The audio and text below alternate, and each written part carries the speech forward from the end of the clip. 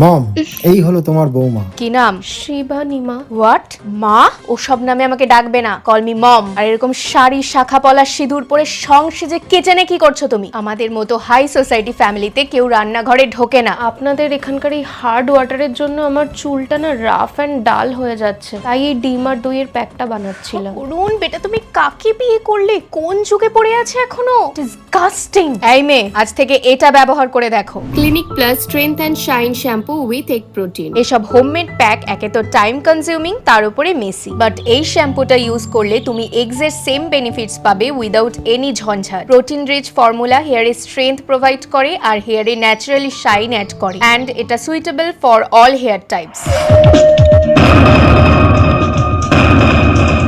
কি বাবা, আমি একটু বেরোচ্ছি, চাবিটা দিয়ে গেলাম। বাইকে দিয়ে ঘরটা পরিষ্কার করে রাখবে। তুমি কোথায় যাচ্ছ?